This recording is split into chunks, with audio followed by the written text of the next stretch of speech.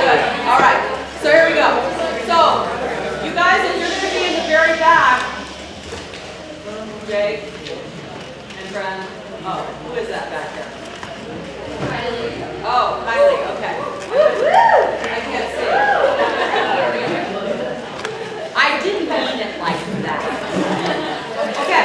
So if you guys are going to be all the way back there, then you're going to have to really listen. I don't want any distractions back there, okay? And Jake, I know how to distract you can get. And noisy. All right. And my friend Casey, I forgot your stand in my classroom. Are you going to be here Wednesday? Yes.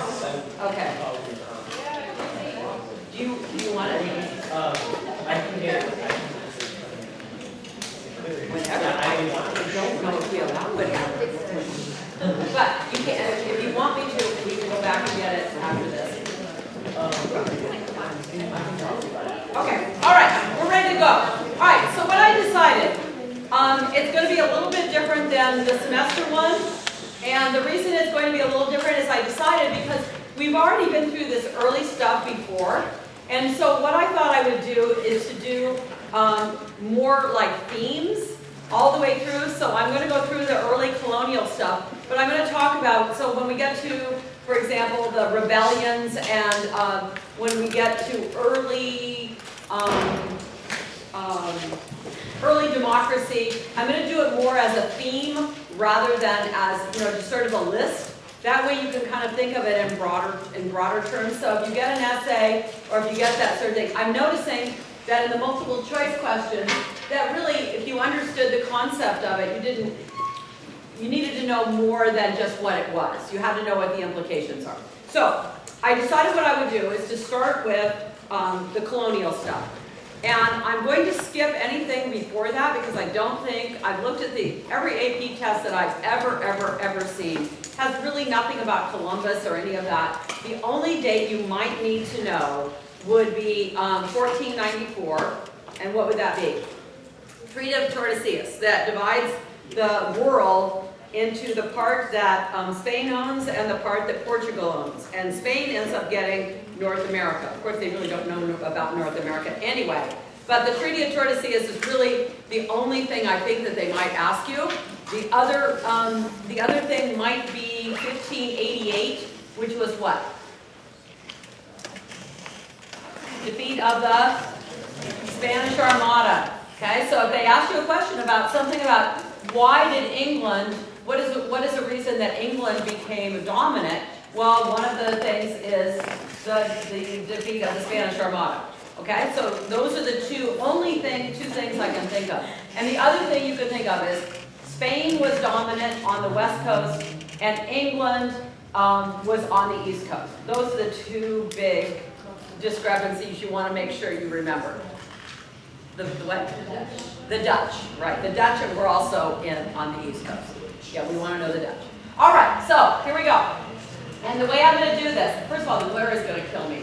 So I don't know if we want to close just one of those and that would be fabulous if you would just close one of those for me.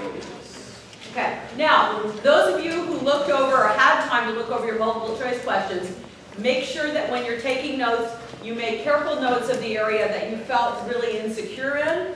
And I would suspect that the kids, that the area that's most confusing would be like Monroe, Quincy Adams, Jackson period, somewhere in there, because so many things happened during that time period. So I will try to delineate the different strands that happen in that. And that's the reason I'm going to do it this way, is I can talk about strands rather than just one thing after another. Okay, so I want to start right away with the first, and somebody said they'd forgotten about the early colonial, like who developed Virginia, who developed Maryland. So I'm going to go through that kind of briefly. And I made myself some notes. So if I look down, I'm going to try to make sure I don't lose something. All right, Virginia. Again, you have to remember certain dates. 1607 is one of those dates. It is when the single young men came in search of gold, and they found themselves in Virginia, in the Chesapeake. Don't forget Chesapeake. That is the area that we know as Virginia and Maryland together. and John Smith. And you want to remember, John Smith is the one that said, if you don't work, you don't eat. You want to remember him as that, because he's the one that really did save Jamestown.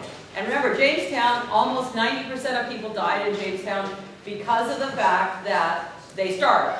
It was a bad winter, they had a drought, they were on a swamp, you couldn't have found a worse place. And remember though, these are English young men. Don't forget, they didn't bring a lot of women with them, they had a short lifespan. This is going to be the first of the settlements. Okay, so we want to remember Jamestown. All right, and John Smith. Okay, 1607.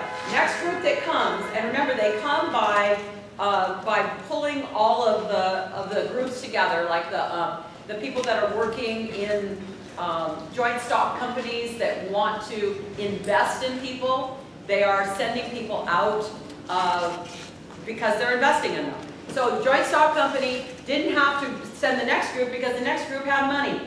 And that was the group that went to Plymouth, Massachusetts in 1620. Remember, that group is different. They are going to go north, and they are going to go there for religious reasons. They are Puritans, and they are separatists. Remember, the separatists were the minor group, the smaller group that wanted to separate totally from the Church of England. The Puritans are the ones that just wanted to purify the church. What do they sign when they're sitting out in the bay? The Mayflower Compact. And the Mayflower Compact is the idea that they are going to be a democracy when they get on land. And of course we know that's not true, because as soon as they get on land, they just do what their Puritans want to do, because they're going to be the majority. And William Bradford is going to be their leader. All right, and again, they come as families. They are going to organize themselves in these families. They are going to have small, and we'll talk about the geography of the different areas in a minute, but they're going to be small, very, very close-knit groups. And they are all, and what's the name of the church? It's not the Puritan church, what's it called? Congregationalist church. Congregationalist. And whenever they say in a test, they won't say the Puritan church, they'll say the Congregationalist. Remember, there are only two churches that are supported by the government. That is the Congregationalist Church and the Anglican Episcopal Church of England. They're all the same. They usually call them the Anglican or the Church of England. Okay, so remember, Massachusetts is going to be the mother of every one of them. So Plymouth is first, then comes in 1629, John Winthrop with another group that comes to Massachusetts. And John Winthrop is the one who really establishes Boston. And remember, John Winthrop comes up there and he gives his famous talk, and he says, "We shall be as a city upon a hill." Okay? The model of Christian charity. Don't forget that. That is John Winthrop in 1629. Okay? Again, the next group that comes in 1634 is going to be, they're going to go to Maryland. And Maryland, think of Queen Mary, if you can, if you remember what Queen Mary is. Queen Mary was a Catholic in the midst of all these Protestants. So, they used to, Bloody Mary, it's a drink, but it used to be her.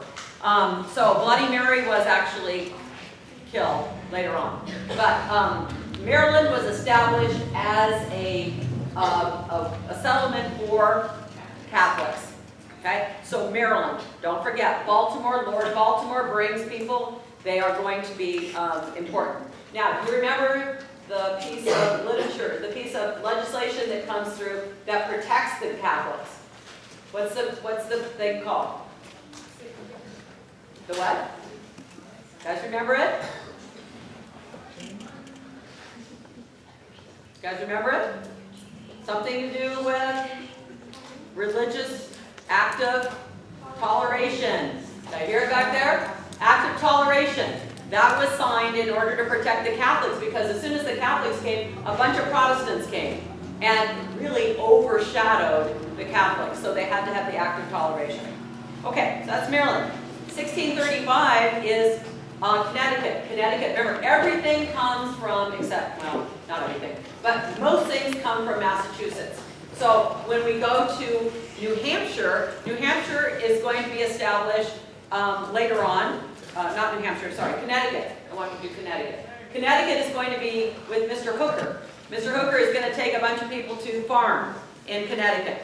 So those people that want to farm, and remember, in New England it's not good for farming. So he takes a bunch of people, and they have the first state constitution. And remember, it's called the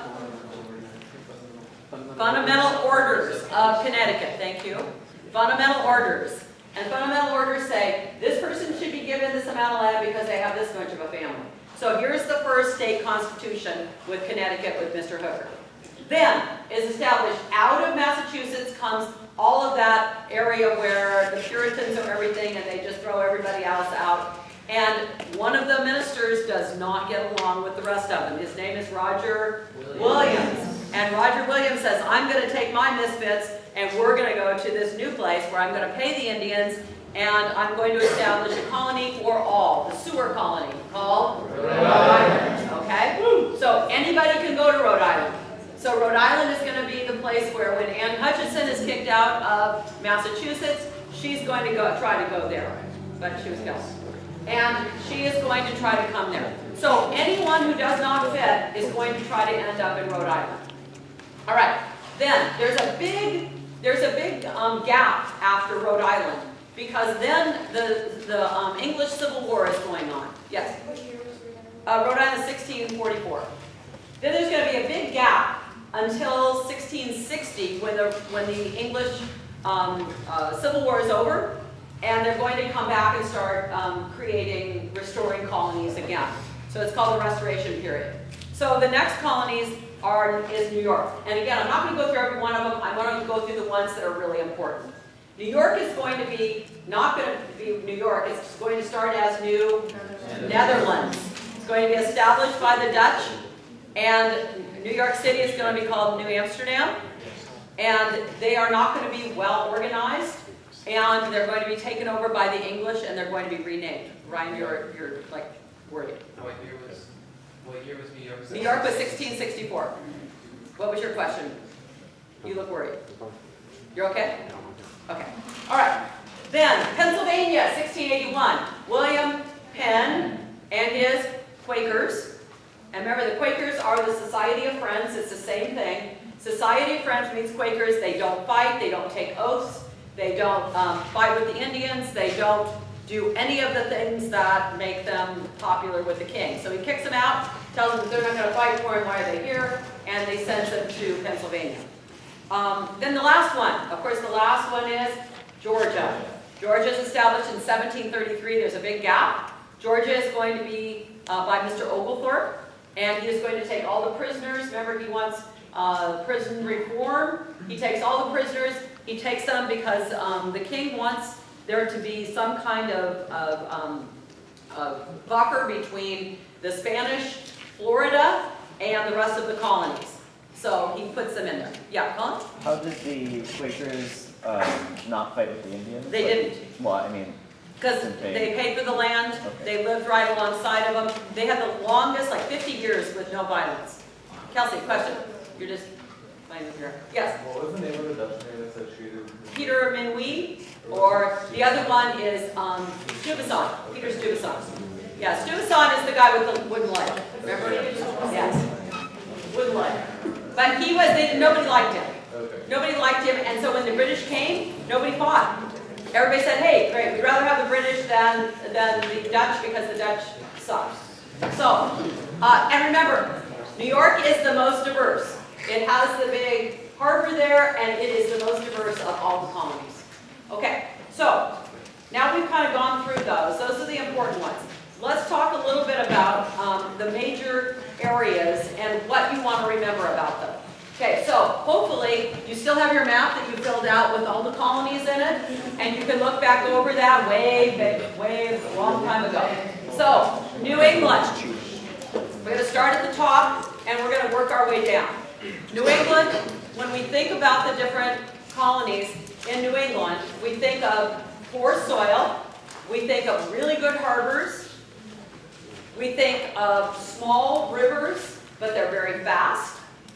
We think of shipbuilding with wood, Puritans, of course, and close-knit communities. Okay? Subsistence farming only, because they had rocky soil, they were really bad. So the idea of trade is going to be important to them, at least at the beginning, because they don't produce very much food, only enough to survive. And they all live in little villages. And of course, the middle of the village is going to be two things, the town hall and the church. Town hall is going to be for democracy, where they're all going to vote. And of course, the church is for obvious reasons. Okay, the middle colonies, which if we think of New York, New Jersey, Delaware, Pennsylvania, that's four. Okay, they're called the bread colonies. And the bread colonies, remember, they're the ones that produce all of the rye, the wheat, any of the kinds of grains that you would make bread out of. Okay? So, it's the most diverse of all the group. That means it has Irish in it, it has Germans in it, it has all the different groups. Most religious diverse. They have Quakers, they have Congregationalists, they have Catholics, they even allow Jews there. Communities are small in that everybody is usually a farmer, but they're not large farms. They're just medium farms. And so when we think about how it goes down, no farms really up in the north, medium-sized farms in the middle colonies, and then large farms in the south, or larger. And education. Okay, in New England, I forgot to put education. For every 50 families in New England, there had to be some way of educating. Same thing with the middle colonies. Middle colonies had more education than the south, but less education because they're more spread out than the north. Again, middle colonies had good harbors, and they had, for the most part, good diverse amount of people. Okay, southern colonies. And of course, the northernmost southern colony is Maryland. Okay, now, the majority of people that lived in the southern colonies were indentured servants. The economy was based early on tobacco. We know that, like Virginia, for example, had they not found tobacco, I don't know what would have happened to them. But tobacco was the big one. Later on, cotton, after the cotton gin was invented. Anglican Church, the Church of England, was the dominant church in that area. Very low life expectancy because of all the diseases in the South. I mean, like 40 years old, you were expected to live in the South, 60 in the North, because of all the different diseases. So there were lots of people that had numbers of different husbands and wives because of the disease, and literally no education. Okay. Now, significant increase in black slaves after what rebellion? Bacon's Rebellion in 1676. Okay? So think of 1676 as sort of the year that slavery really started full blown. 1676. All right. So let's talk about democracy. So what are in the early groups, what are some of the things you want to remember as democracy? You want to remember the House of Burgesses with Virginia. Remember the FFEs? First Families of Virginia, think of Patrick Henry, think of Jefferson, think of Washington. All of those would be FFEs. Okay. Pilgrims with the Mayflower Compact, we already talked about that. Fundamental orders, we already talked about that. Act of toleration, we already talked about that. So really, democracy starts early in those colonies. Most of the democracy, though, is in the town hall in New England. So if you had an essay to talk about early democracy, you would talk about all those things, but focus on New England, because that's where most of the democracy was. All right. The other things you want to remember is about, let's see where I want to go. Oh, triangular trade. Okay, you want to remember triangular trade and mercantilism. Mercantilism is the idea that we only trade with the mother country. So we give them raw materials, the mother country gives us manufactured goods. Remember? Remember we had the little ship that went back and forth? Okay, now when that didn't work out very well, we're going to have triangular trade, which says, okay, we're not benefiting from this, so England is busy with their civil war.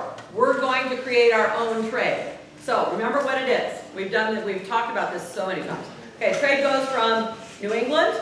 What are they taking? Rum. And rum goes to Africa and pick up slaves, and gold come to The Caribbean. The Caribbean, where we dump off the slaves in the Caribbean because the Caribbean raised what? Sugar cane. And then we take the sugar or the molasses up to New England and start the process again. Because remember, rum needs molasses.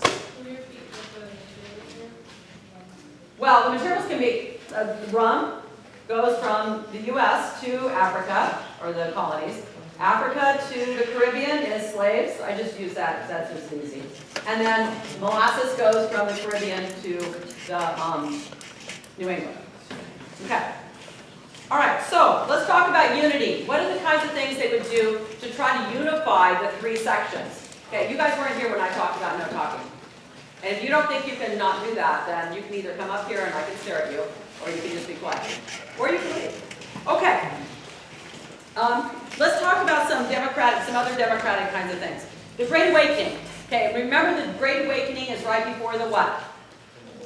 The Revolution. Remember, there's two Great Awakenings that you must know. One's right before the Revolution, the other's right before the Civil War. You must remember those two. Okay, so the first Great Awakening, you want to remember, is all about the Enlightenment in Europe, making everybody think about science, and then trying to bring the colonies back to Enlightenment into religion. And remember the name? Jonathan Edwards, Sinners in the Hands of an Angry God. Yes, little skulls of children. Okay, so you want to remember that. You also want to remember it creates new Protestant denominations, such as Presbyterians. And it's going to also create the Ivy League schools, like Yale, Princeton, those schools. To do what? To train the new preachers, right. So the idea is that, what it does is it gets people to be more emotional about religion. It also talks about trying to think for yourself, trying to interpret things for yourself. So it's going to lead, I want you to think about this, it's going to lead to the revolution because people are going to start thinking, oh, you know what, that king guy, he doesn't really have any special talents, and he really doesn't, God doesn't really ordain him. I'm going to think for myself on this. And again, the old lights, which would have been the old ministers, versus the new lights, which are the more emotional guys. Okay. What was the year? First, 1740s. Okay. So, you want to remember too, Zinger, the Zinger case. Want to talk about democracy? Zinger in 1736 in New York. Remember freedom of the press and freedom of speech. Right. The idea that Zinger was telling the truth. Therefore, he is innocent. Okay. Also, want to think about the and again, there's not very much I don't think going to be on your test on the French and Indian War, but you need to know that the French and Indian War comes in about 1760, and what it does, or actually 1750s, and Benjamin Franklin kind of comes into view here. He's living in Philadelphia. He decides that the colonies need to start to sort of organize and come together in Albany. Remember the Albany Conference. And he creates that political cartoon, the snake, join or die. So he's saying we need to join or die against the French, who had, remember, they were coming in and putting all their forts in, and the Indians that were attacking them from the Appalachians. So they were saying, we need to organize. We need to unite. Was it going to happen? No. But we have a good cartoon out of it. All right. Now, what are you going to need to remember about the revolution? Let me tell you what I think you're going to need to know. First of all, you're going to need to know the Stamp Act. First of all, Proclamation of 1763, which starts it all. Right, so after the French and Indian War, and remember, the whole idea is that we helped the British win. The French are kicked out of North America. The only thing they have left is that little island in the Caribbean, which is going to be a big deal when it comes to the Revolution. Remember, I told you that little story that was important. So, and the French have a little bit up in Canada, but pretty much they're done. So one of the things that happens is that the British say, okay, now we need to pay back because we're broke. So they use the Stamp Act. And what happens to the Stamp Act? It gets repealed because they won't pay it. No taxation without representation comes out. The idea that we're not really totally represented in Parliament. Okay. So we also have the Boston Massacre in 1770. What's that against? Well, no, he was just a drunk who wandered off. Christmas Addicts was the first black guy who wandered out of a bar and got killed. Ask your teacher, that's right. Okay, it was all about misinterpreting what was really happening. Because remember, the boys were throwing snowballs at the guys that were in front of the bank, and all of a sudden this big melee comes, and who draws the picture? Paul Revere draws this etching, and the etching really shows that there's this terrible thing happening, but it blames whom? The colonists. So, excuse me, it blames the British guys. Sorry, wanted to see if you're awake. Okay, so those are a couple things. Now, also, I want you to remember the Committee of Correspondence. Those are pen pals that all write to each other so that they can all organize together. Again, one of those ways that they tried to organize in the colonies, right? First Continental Congress. Okay, First Continental Congress, do they get out of there? Do they get Declaration of Independence? No. First Continental Congress says, please, please, please, we still love you, King. We love you, but just listen to us. We really need your help. We need the olive branch petition. Help, help, we still love you. But you've got to listen. So, First Continental Congress does a boycott of British goods. Okay, the boycott is going to be important. Yes? When did the colonists send a list of grievances? I think 1774. Oh. Yeah. So 1775 is Lexington and Concord. Got to know that one too. What are they searching for? What are the British searching for? Sam Adams and John Hancock. And military stuff. They try to find military stuff. Do they get it? Nope, but they have a skirmish. And then what happens? Shot heard around the world. Shot heard around the world. Excellent, Matt. And that means that everybody is seeing what's going on. Megan, 1775. All right, and actually the colonies do a great job of chasing them back, sort of Indian style. You know, hiding behind trees, the guerrilla warfare. So, Second Continental Congress meets in 1775 and says, okay, this is it. We need George Washington as our commander-in-chief, and we are eventually, during the Second Continental Congress, going to declare independence. Now, Second Continental Congress meets a long time, like a whole year. So, I mean, not constantly, but off and on. Okay? So the Second Continental Congress starts in 1775 by choosing George Washington. Eventually, after the year is over in 1776, they declare independence. Okay, Bunker Hill happens in 1775. Remember this one? This says, even though the colonists lose outside of Boston, the idea is they could have won if they would have had enough ammunition, right? Because they were up at the top shooting down and they ran out of ammunition. So that was a morale booster. Yeah, Tim? What was the year for Bunker Hill? I'm sorry? What was the year for Bunker Hill? 75. All right, common sense, gotta know it. Who is it? Thomas Paine. And he writes it and he says, it's common sense that a large country would not want to be ruled by a small country. Right. All right, and Declaration of Independence is 1776. Now, real quick, we know the Declaration of Independence relies on whose ideas? John Locke's. Life, liberty, and pursuit of happiness. Life, liberty, and property. And, what? 1776. So, B out. That's like tattooed on a birth certificate. You can't even be born until you know that. Sorry. Yes, now you do. All right. So, Sophia. So, who is the Declaration of Independence written for? So, Declaration of war. no, the candid world. That's right. Yay. Okay, so they're writing the Declaration for it. Don't think about it. For a candid world, and so they list all the things that King George has done. Remember, he has not let us do this. He has not let us do that. Okay, so it is written for the world to see. And it is all the things that George has done that were prudent. Okay. All right, next thing. All right. Let's do. Okay. Saratoga. Why is Saratoga important?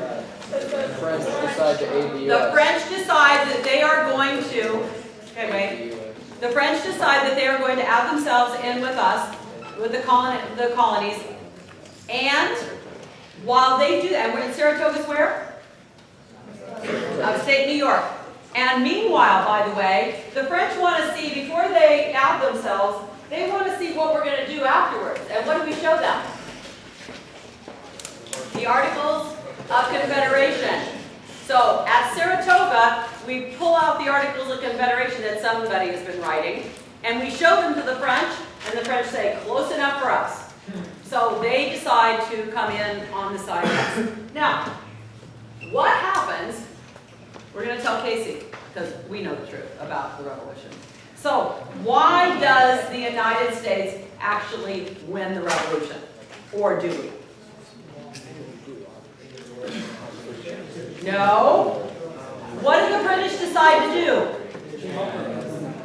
They decide they're going to leave to fight the French where? In the Caribbean. So they can keep their sugar islands. So when that happens, the French swoop in along with a number of other countries. Remember, this is going to turn out to be quite a war. And Spain's going to help us. Remember, this is why Spain ends up getting the territory we now later know as Louisiana Purchase. And the French and the British go down to the Caribbean and have a little war over the islands, and Britain decides they're much more important than the colonies are. So we end up winning at the Battle of Yorktown, the very last battle in 1781. All right, and the result is the Treaty of Paris in 1783, where Spain gets the territory that's just west of the Mississippi River. We get all of that territory there, and the British are gone, except up in Canada. Okay? Can you explain the Treaty of Paris? Yorktown's 81. What? Can you explain that again? Treaty Yeah. of Paris. Treaty of Paris, we get all of the land up to the Mississippi.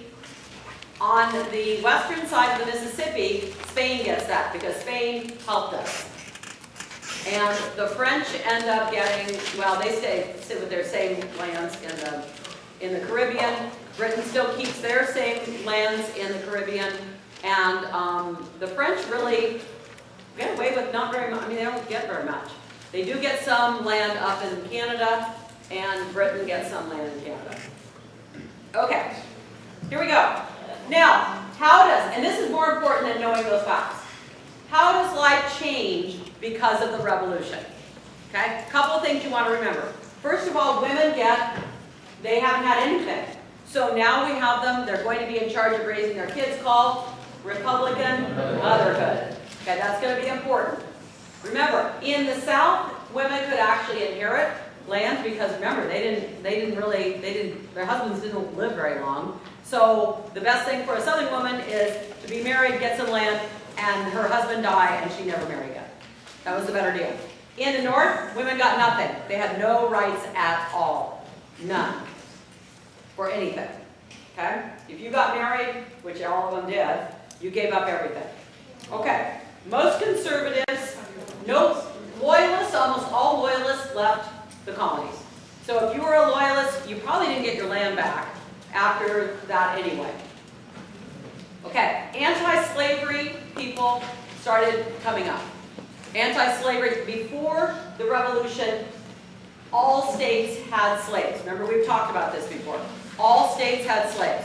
After the revolution, some slaves were free because if you remember correctly, Britain promised a number of slaves their freedom if they would help them. So those people, a lot of them ended up in Canada, some of them ended up in the Caribbean back in slavery. Then some of them ended up, the northern states started giving blacks their freedom. So, and 250,000 blacks were free in the New England colonies. Okay, slavery was really strong still in the South. especially after 1793 when the cotton gin was created. Don't forget that. As a result, not necessarily as a result of the revolution, but in 1793 the cotton gin is invented. And we know that means more what? Slaves. Not less, more. Because that means you need more cotton picked and more cotton planted. Okay. Now, what happens to separation of church and state? Because of the Enlightenment and because of a lot of things, separation of church and state comes after the revolution. In other words, there's still only two religions that are supported by the state, but for the most part, religion is separate from the politics. Okay, there is now, let's see what else I want to know. You would know. I think that's it. Okay, we can have too much. All right, so let's talk about the Articles of Confederation. First real constitution we have. Articles of Confederation mean we're going to be a loose friendship. That's what it's going to be. Okay, now what are the rules? First of all, we want to totally away from any kind of rule like we've had before. So we're going to keep away anything having to do anything like Parliament, except it ends up later on being that way. Okay, so only going to be one branch. That's Congress under the Articles. No president, no courts, because all that's going to be left to the states. The Articles could not tax, no federal tax, no interstate commerce, no one could regulate interstate commerce. That was for the states to do. Each state still kept its own money, so they were still independent that way. If you wanted to pass something, you had to have 2/3 vote on everything. So this was not working probably all that well. Okay, so what were the two good things about it? You guys might remember those, maybe not. The land ordinance. The land ordinance is good, and so is the Northwest ordinance. Okay, land ordinance does what? Divides them up into different squares in the Ohio River Valley, sells it to the national government, and they make money. That's how the national government made money, is by dividing up that Ohio territory. Now, what does the Northwest ordinance do? How territories could become states. Okay? You need to know those two things. Those are the two good things that came out of the Articles. Okay? Now, this didn't last very long. Because what happened? Shays Rebellion. Okay, we need to know 3 rebellions. One's Bacon's, one's Shays.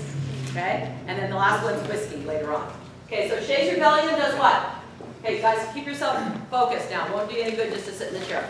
Okay, Farmers Uprising to say, you know what, we haven't been paid for our service in the revolution, and you're taxing our land? No, we're not going to do it. And what happened when they rebelled? There was nobody to put the rebellion down. Because who were the army? They were. So they couldn't put the army down. So Shays Rebellion said, we need a stronger central government. Okay? So Shays Rebellion. So Shays Rebellion, yeah, question. Okay, sorry, this is a little off topic, but on your Yes. sheet you have day altitudes. I don't know how to say it. I don't know what that is. Say it again. It's like day altitudes. A-L-G-I-E-R-S. Oh, Algiers. Algiers. Oh, Algiers. Okay. Algiers is when they were having problems with the pirates. Oh, okay. Yeah. Sorry. Yeah. No, that's okay. Yeah, Algiers. It's a place in Africa. Okay. So what happens then? You guys? What happens? Okay. What happens when the Articles of Confederation doesn't work? We dump them. We dump them, and where do we go? We have to go to the Constitution. Okay, so let's do a real quick recount of the Constitution. You need to know 3 of the compromises. The Great Compromise shows what? Compromising the bicameral. That's the Senate and the House. The Senate based on 2 per state. The House representing all the population of each state. Okay, bicameral. Second one. 3/5 compromise. 3/5 of a person, blacks are going to count for, or slaves will count for 3/5 of a person for both taxation and representation. The third one, Not yet, not yet. That's 1820s. Say left. We talked about it today, actually. Slave trade. Slave trade. When's the slave trade going to be over? 1808. Another generation. We don't care. Remember? They're going to prolong that. Let the next generation deal with the slave trade. Okay? So we've got 3 branches. We've got, yeah. Wasn't that also where they moved the capital, or is that different? That is a compromise that's made with, later on, when we get to Washington, there's a compromise between Hamilton and Jefferson. And Hamilton says, if you will support my Bank of the United States, I will support the capital in your territory. And that's when it came. So it's close, you're close. But not at the Constitutional Convention, they didn't make that. All right. So Hamilton's plan. Hamilton comes up, so Washington is, oh, and by the way, why do they not have the Bill of Rights in the original Constitution? Why? Did they forget? No, they didn't forget. They were too tired. And each state had their own Bill of Rights. So why do we include a Bill of Rights today? Or not today? That's a dumb question. So why did they finally do it? Because some states wouldn't ratify the Constitution. Correct. Some states would not ratify the Constitution had they not done it. Now, you remember that cartoon, you guys? Remember the one with all of the different the columns? And they look like they're falling, but what are they doing? They're coming up as to each one of them ratifying the Constitution. God of hand is bringing them up. God of hand. The hand of God. It's been a long day. What's the big, you guys, what are the Federalist Papers? What are they written for? What state? New York. New York. John Jay, Hamilton, and Madison. Okay? Those 3 write the Federalist Papers because they tried to get New York to ratify the Constitution. Yeah. John Jay, Madison, and Hamilton. Yes? No, but it's the most important one because it's big. Yeah, it's big. Yes, question? John Jay, Hamilton, and Madison. Okay, don't talk. Okay, so next part, Washington. Washington becomes President of the United States, all right? And he chooses the most important people to be in his cabinet. He chooses John Adams to be vice president. He has Jefferson to be Secretary of State, and Secretary of Treasury is Hamilton. All right, Hamilton is going to be the most important of all those people because Hamilton has to come up with a way. What's wrong, Sophia? I know, I am going fast, but if I don't go fast, we'll be here till March of next year. Secretary of what? Okay. Hamilton is the most important because he has to figure out the finances. So he assumes all the debts of the states and says, you know what? If I assume all your debts, your dates too, you are going to want this government to really work. And remember, Washington is not he doesn't have any political parties. He just says, we got to get this government to work. So he assumes all the debts. He creates the Bank of the United States with what part of the Constitution does he use? The elastic clause. The one that says you can pick up taxes, but where are we going to put them? There's no place to put it. So he uses that to create the Bank of the United States. Okay. Now, this is when political parties start. And the first two political parties are going to be the Federalists and not the Anti-Federalists. The Anti-Federalists are the ones that don't like the Constitution. Those would be any of the Founding Fathers, actually. So this is going to be the Federalists, and those are going to be, and the Democratic Republicans. Good. So the Federalists are going to be Mr. Hamilton and all friends, and Jefferson and Democratic Republicans. So if you remember correctly, we made charts, we talked about it. So the basic idea, Jefferson says we want to all be farmers, states should be the most important, we like the French, and all of those things. I mean, you could look at those again. Federalists say strong central government.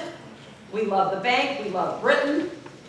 We want to be a world full of business people. Capitalist. Yes. What do they think interpretation of the Constitution? Strict is what Jefferson wants. Strict says, if it doesn't say I can, I can't. And Hamilton says, if it doesn't say I can't, I can. So he's the loose.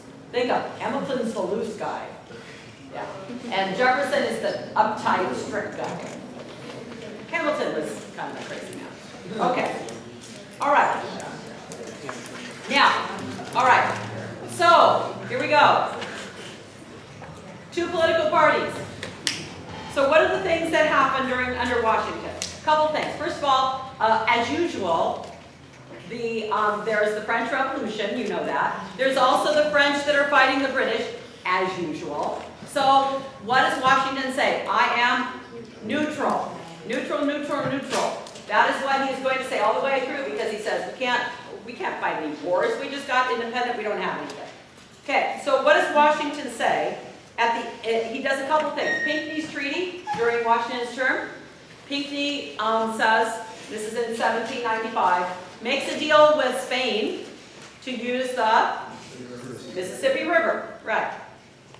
And remember, during this time, there's going to be up through Madison, there's going to be this quasi-war between the United States and Britain, the United States and France, because they're trying to get our people off of we call that impressment, people off of our Navy back into theirs. So it's going to start a little bit in Washington, but really kind of get crazy over in Jefferson's time and in Adams' time. All right, so Washington serves 2 terms. Remember, he starts a bunch of traditions, the 2-term president, and also, what's the other thing he does? He creates a cabinet, which was not before. Okay, so he serves 2 terms. Before he leaves, he says, I have a farewell address to make. I have 3 things I want to tell you. Number 1, no political cartoons. Political parties, you can have cartoons. Political parties, stay out of European affairs. No permanent entangling alliances. Okay, those are 3 things. You've got to know those.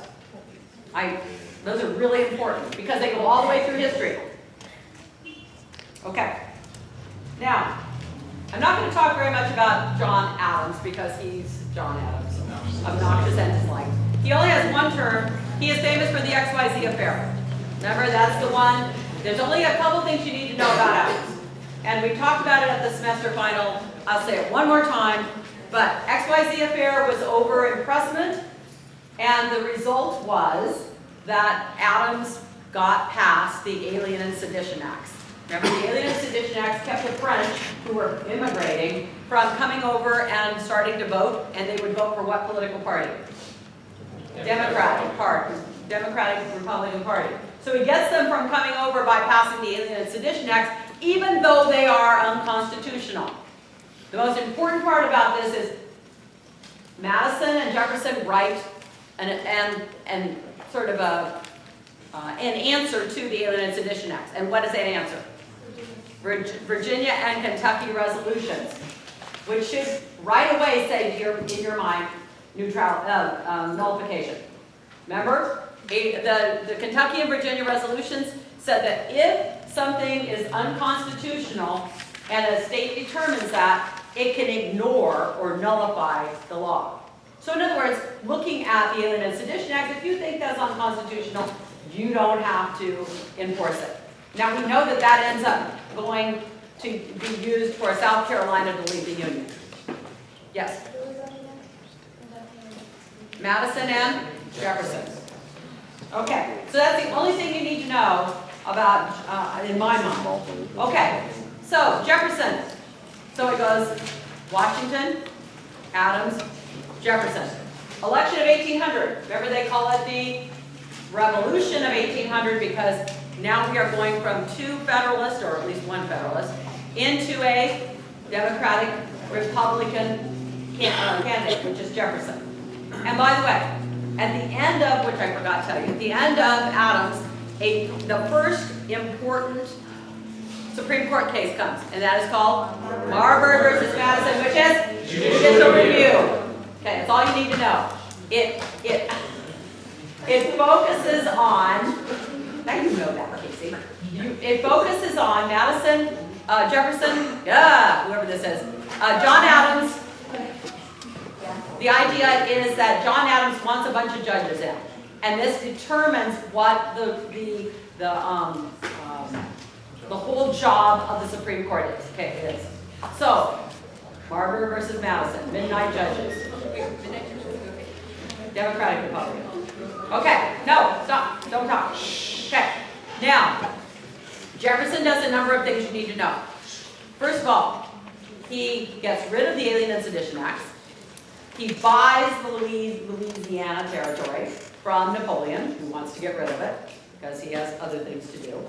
And he does a dumb thing, which tried to deal with try to deal with the impressment. He has an embargo. Remember what the embargo does? Remember the turtle? Oh, gravity. Okay. The embargo. It gets rid of all trade. And who does it end up hurting? Us. Okay. And the embargo ends up hurting us, but then leading to industrialization. Okay. So we're talking, think about it, you guys, come on. Think about it. 1820s, don't forget, 1820s should start the idea of thinking about industrialization. So try to think about that. Try to think of Monroe's term, the era of good feelings. Think of the era of good transportation. So the idea that this is going to change the era of transportation, the era of everything that is having to do with industrialization. Okay, who is Supreme Court Justice now? John Marshall. Is he a Federalist or a Democratic Republican? Federalist. Every single decision he makes is going to strengthen the federal government. Got it? Got it. Good. Okay. Now, let's see if there's anything else. Nope. We don't care. All right. So, Madison. What do you think of Madison? War of 1812. Got to remember Madison with the War of 1812. Think about it. Okay, he says, and by the way, he is very much influenced by the Warhawks. And who is the head Warhawk? Henry Clay. Henry Clay. Okay, you want to remember Henry Clay, Mr. Warhawk. Okay, so he is going to try to talk Mr. Madison into war with Britain. Okay, so what do you have to remember about the War of 1812? Number one, nothing changes hands. You don't have any boundaries change hands. The only thing it causes is nationalism. Good. Nationalism. All right. So, nationalism is going to be important because out of nationalism is going to come Henry Clay's American system. And the American system is the idea that we're going to try to connect all sections of the country together with transportation. So the tariffs that are being collected, all that money is going to go to transportation. Now, if you think about it in an organized way, this will help you to say, okay, so if I'm Henry Clay and I'm in about 1812, 1815, and I'm going to go do transportation, what would be the first transportation I might do? Railroad. Maybe. Railroads are a little too sophisticated for us. Canal. The canal. The Erie Canal. What year, Johan? 1825. All right. So I'm going to do Erie Canal. I'm going to do roads. I'm going to do toll roads. And by the way, there was a question on the test a couple of years ago that talked about what was the first kind of transportation. And it would be toll roads. Yes? Who's the New York governor? Clinton. Clinton.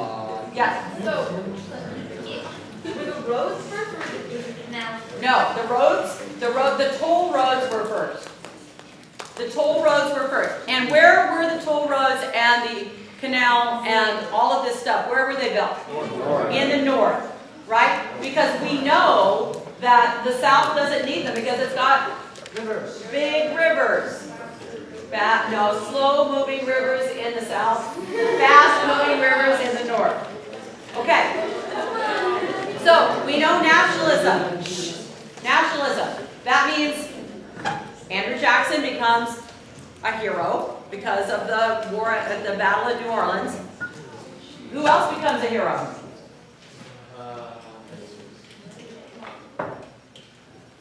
Harrison from Battle, Tippy Canoe, and Tyler too. Okay, and the death of the Federalists. What was it called? Hartford Convention, right. And Hartford, they were talking about things because things were not going well for the Federalists because their embargo, and they had been cut off from Britain because we were at war with Britain. So they were trying to make some new rules. Didn't go over well. Okay. All right, so out of that, I want you to remember out of that, because the importance of the idea of nationalism. And this is going to be the first time we start having our own authors. Washington Irving is a good example of one of the authors of that time. Can you give me another one? You've read some books by them. Melville was a little bit later. Hawthorne? Yes. Okay? So people that actually come out of America and have American themes to them are going to come out of this period. Yes? When's the Arab Good Feelings? Arab Good Feelings is next. Esmond Russell. Yeah. Okay. So, after... Alright, so after Madison has his 2 terms, then Monroe comes. So you have 2 M's in a row. Madison, Monroe, and Monroe is considered to be the era of good feelings because there was only one political party, right? Because the Federalists were dead, so there's only one political party. So, not really the era of good feelings because we have the Missouri Compromise during that time period. There are a couple of slave rebellions during that period. And there was a panic. Now, let's talk about the panics for a moment. Early panics. Early panics, what are their reasons? Right, over speculation. Wow. 1819. Okay, so you got that one. So let's see, early tariffs. What would be their purpose? Protect American goods. Good.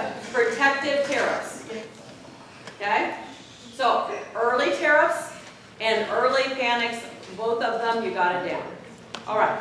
So, what do we want to remember about Monroe? Well, first of all, we want to remember the Monroe Doctrine.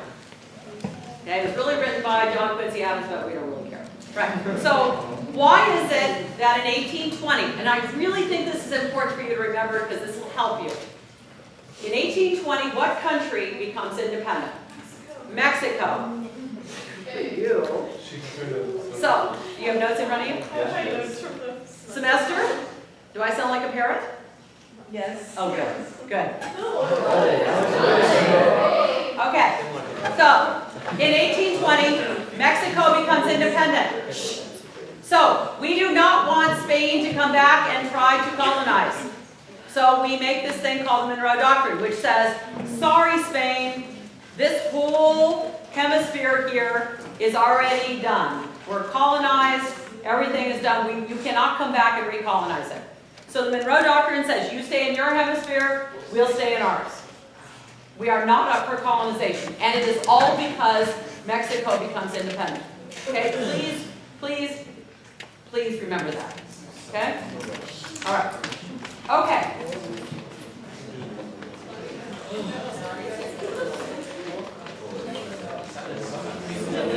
Okay, next one we're going to talk about. We're going to skip John Quincy because nobody here.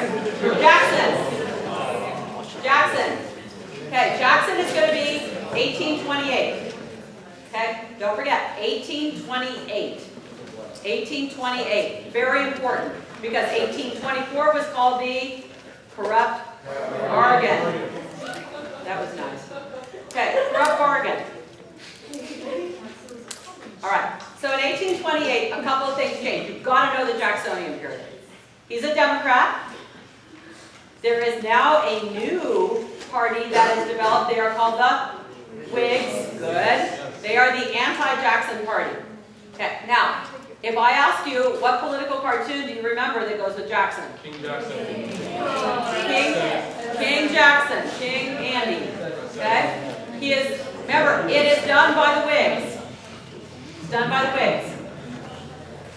Okay, so let's talk about what would influence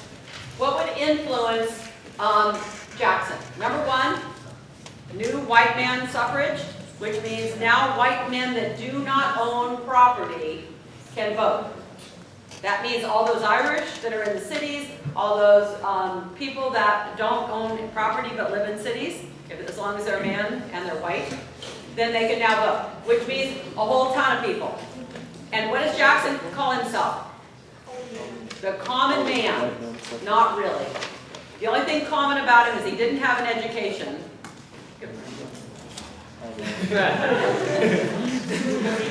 No way. Right there. Okay. All right. And they called it, okay, so what he did is he calls it the common man, which, by the way, the common man votes for him. He is the first president from west of the Appalachians. He is going to serve 2 terms. He's called Old Hickory because he's very stubborn. Okay? All right. So what are some of the things we need to know about him? Number one, he had the spoil system.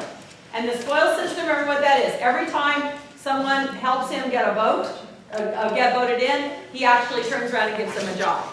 The kitchen cabinet, the one that met in the kitchen that were really his cronies and helped him to decide on issues, it was not the regular cabinet. He didn't like that. So he used his kitchen cabinet. He had the Trail of Tears, where he moved all of the Indians west because he said that the white people were going to throw them out anyway, so he would all move them to what we now know as Oklahoma. And he didn't just move the Cherokee. Remember, he moved the Seminole. Chickasaw. Okay. All Chickasaw, the Choctaw, all kinds of different groups. Okay, you guys, I needed to be quiet. Did Jackson actually defy the Supreme Court? Yes, that was my next thing. Is that, remember what was the Supreme Court case? Cherokee Nation versus Georgia. Okay? So Georgia was what started it all because they found gold there. So he moved all the Indians. Okay, that's one of the things. He also got rid of the Bank of the United States and created a panic after for Mr. Van Buren, after his time. He created a panic after that time. What else? Sorry? A panic? 38. Okay, 38. Okay, so what do you want to remember about Jackson? Bank of the United States he got rid of. He defied the Supreme Court. He said, Mr. Marshall, if you want to keep them from being moved, you better come out and do it, because I'm doing it. So defied the Supreme Court. What else did he do? He did what? The tariff, okay? I want to talk a little bit about the tariff. Remember, this is the tariff of abominations. 32% down in the South. And remember, the South was having to collect the tariffs because they're the ones that needed the imports. The northern part already had started to manufacture, so they didn't have to import. But the South did. And where was the money from the tariffs going? To the north. So that was causing a lot of trouble. So South Carolina said they weren't going to collect the taxes. What did Jackson do? Sends the military down, says you will collect it. Before they could do that, dun dun dun, who walks in? Henry Clay, and says, no, you don't need to do that. You don't need to do that. We'll compromise. Yeah. Okay.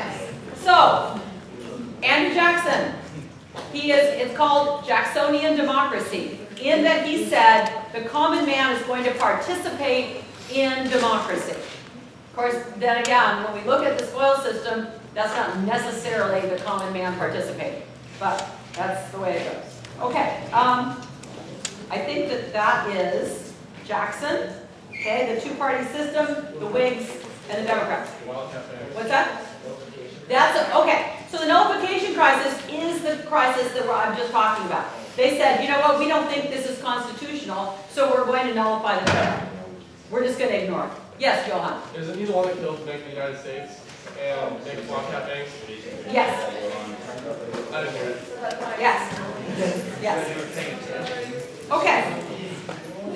So let's go through a couple things. Yes, question. All right. So let's talk about some of the things that happened during this particular time. Let's talk about some of the Supreme Court cases, because you're going to need to know some of them. And sometimes I think when we get into some of these other things, yes. I'm really sorry, though. That's right. What's the compromise that Henry Clay came up with for the nullification crisis? Okay, the nullification crisis, what he said is over the next 10 years, we will reduce it 8%. Okay. So Okay? does it Yeah. have a special name? No, it doesn't have a special name. But we also forgot, during Monroe's term, we forgot the Missouri Compromise. I don't know if we talked about it. Missouri, but we got to make sure you know what it is. Missouri comes in as a slave state, and Maine comes in as a free state. Okay. All right. So let's talk about a couple. Yes, Johan. Is the species circular important? Yeah, species circular said one of the things. There's too much talking. I can't talk to you. Species circular. Species is gold. So what he said is there's too much speculation over in the West. So what we're going to say is if you don't have gold, like gold itself, you can't invest in land. So instead of taking a loan and trying to and then defaulting on your loan, you better have real gold in order to purchase land. So what it did is it slowed down that speculation. Good question. Okay, couple of things. Under John Marshall, besides the Cherokee versus Georgia, besides Marlborough versus Madison, there are a number of cases, and they're almost all in either Madison or Monroe's terms. Okay, Madison or Monroe's terms. All right. So McCullough versus Maryland, which was 1819. And again, you do not need to know every particular one, but you need to know they all had to do with they were taxing the bank, trying to get the Bank of the United States out. But one of the things I want you to know that all of them sided with the federal government, every one of them. Cohen's versus Virginia said that the Supreme Court could look at any court case, even if it was from a state and they'd already decided. That the Supreme Court had the right to review cases from other states. Gibbons versus Ogden was one that talked about interstate commerce, that the Congress had to give permission to use the waterways, not the state, when it went through more than one state. Fletcher versus Peck, a lot of these have to do with, in fact, Fletcher versus Peck, I can't remember right now what it has to do with. With what? Contract, yes. Oh, it was a contract. What it was it said no matter how old the contract is, you still have to obey it. So, and Dartmouth versus Woodward is one like that too. It said New Hampshire wanted to make Dartmouth a public university, and they said no, there was already a contract way back that made it private, and you can't change it. So it really does make sure that the federal government is strong. Okay, a couple of our cultural things. Noah Webster's first dictionary came out in the 1880s, or excuse me, sorry, the 1830s. The Hudson River School in the 1830s came out, and remember Hudson River School is the art school where people are little tiny, and the whole idea is to celebrate the idea of landscape. The other thing you might want to know is the Knickerbocker group, and you guys that are basketball fans, the Knicks, where are they from? New York. New York. Okay, so these are all New York writers. So Washington Irving, which we talked about, James Fenimore Cooper, Last of the Mohicans, those guys are all what we call the Knickerbockers because they all came from New York. Okay. Okay. Now. Okay, sorry. One more. We're getting there, guys. We are going to go to 1840. Okay, the last section I want to review, and it's only 5, so we might get out of here actually early. The next section of reform. Yeah, that's exactly right. Good for you. The age of reform. Now, with the idea of the age of reform is the idea that when you come out of this nationalism period, you're going to want to improve things. And you guys remember when you did your projects on like Dorothea Dix and some of the other reformers of that time period. This is the time period we're talking about. So I want to go through those things. I want to talk about abolitionism. And what's abolitionism? Okay, the idea of abolition, getting rid of slavery. Okay? Temperance is another one. I'm just going to give you the categories and then I'm going to talk about them. Actually, I won't do it that way. I'll do it the other way. Okay, abolitionism. Abolitionism, first couple in the 1830s were a number of slave revolts. Nat Turner had a slave revolt. You guys remember we talked a little bit about some of these revolts. And so these revolts in the 1830s were revolts that made it harder after they weren't successful, because none of them were, that they then tightened the idea of blacks being able to have any freedom at all.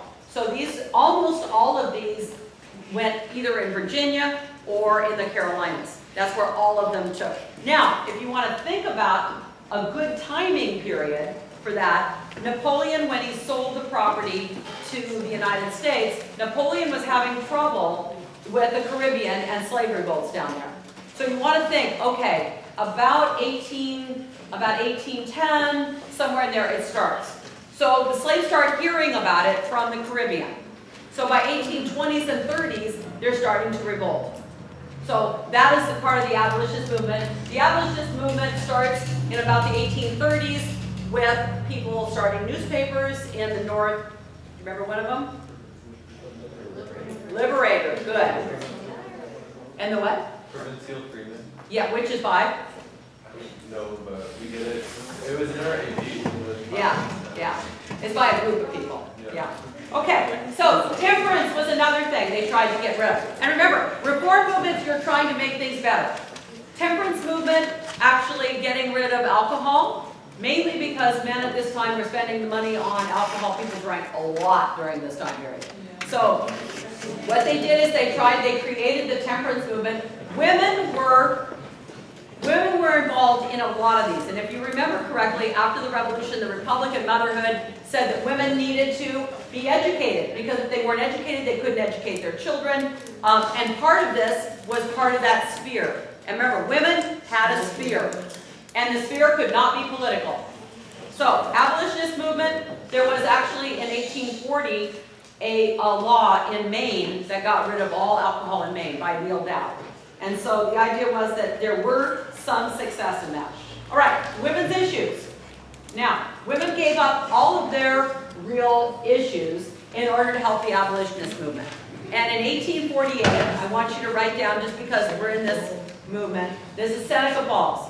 And Seneca Falls, of course, is the first when women got together and talked about the issues. They came up with a document called the Declaration of Sentiments. And that Declaration of Sentiments was patterned after the Declaration of Independence. But instead of he being King George, he was men. Do you remember that? Yes. That was, Lucretia Mott and Elizabeth Cady Stanton. Those were the two leaders. Okay, so, and also this was the beginning of the cult of domesticity. And you guys remember what that is? Yeah. The idea that we're going to make women feel good about being in the home and making the home a good place for the man who has to go to the factory. Because remember, the home needs to be nice and quiet. I mean, it kind of reminds you a little bit of the 50s. Okay, now, education. Let's talk a little bit about education, because that's certainly a reform at this time. And the name you want to remember is Horace Mann. Remember, he is the one who comes up with the idea of education for all. Horace Mann, M-A-N-N. And Noah Webster, again, the dictionary. Emma Willard, remember who she was? Some of you did your project on her. She is higher education for girls. The Willard School in New York, still there. Yeah, Frances Willard was temperance. Yeah. Okay, then you want to remember Dorothea Dix. What was her thing? Mentally ill, right, out of the prisons. Okay? Okay. Now, at this very same time, there were also utopias. Remember those we talked about? So the idea of reform, they had Oneida, remember the free love one that made silverware? And then you had the Shakers who made the furniture. Okay? So I think if you can remember those two, those are good examples of it. But you could remember Mormons are part of that idea of movement and the religion also. Okay, so before we finish up, the other reform is industrialization. Okay, and I don't know if you really would put it as a reform, but it is definitely in that time period of about 1800. So we call it the market revolution. So in your test, they use market revolution, they just mean industrialization. And sometimes for some reason they've decided to change the terminology. You guys hearing me? So you don't want to make a mistake and instead not know what it is when you really do know what it is. Okay, industrialization can be market revolution. It's the same thing. So you want to remember a couple things. You want to remember Samuel Slater, he brought the factory system in his head and built the first factory in New England. Okay? You want to remember the Lowell girls. And again, they are in approximately 1820s. They are the first to work in the mills, the Lowell girls. And remember, they're the ones that wanted to get away from their parents. They didn't want to get married, so they went and worked in the factories until who comes? The Irish workers and work for nothing. Okay? Sewing machine. Who did it? Elias Howe. Okay, Elias Howe in 1840. Singer. Okay, Elias Howe, sewing machine. Remember, the sewing machine that you can take from your home and you can put it in a factory. It's going to change from home industries to a market industry. Right? Eli Whitney, besides the cotton gin, interchangeable parts. Right. Okay. All right, so let's talk a little bit about transportation. Transportation, turnpikes were like the early roads that you had to pay for, kind of like toll roads.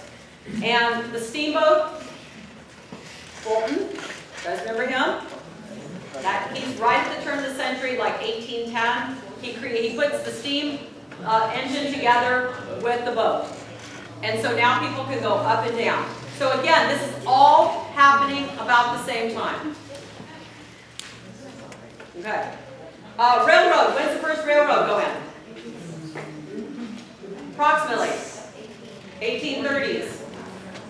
Okay, 1830s. So it goes. So if you look at the progression, you want to look at roads, turnpikes, toll roads, canals come before the railroad. Okay. All right. Let's see if there's anything else. Oh, John Deere. Steel plow, so people can go west. That's right. Cyrus McCormick. The mower reaper, so you can quickly harvest. Okay. Right. Right. Okay. Let me see if there's anything else we need to know.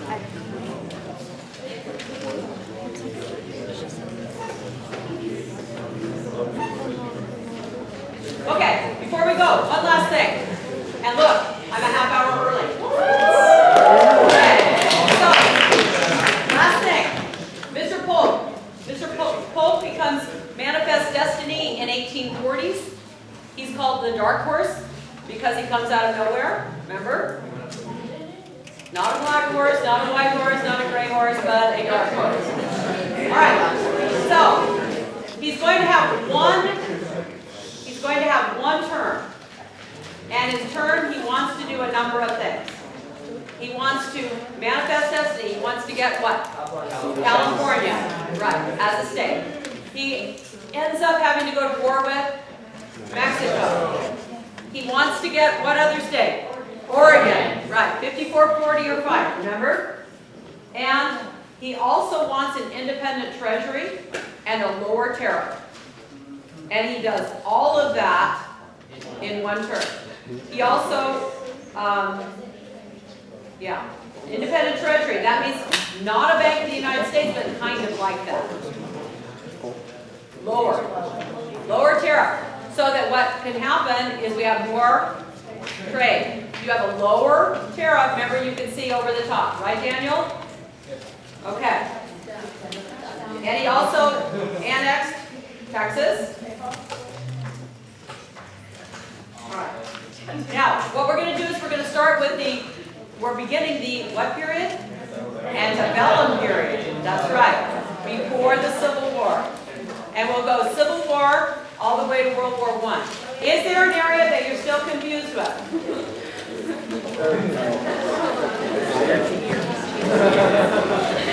Okay, you go back and you look at this tonight at your home. Don't forget Mr. Norris. Hey, I saw that. Pick it up. Second grade waking is before the Civil War. Transcendentalists, we're going to talk about that next time. Transcendentalists are like, So that was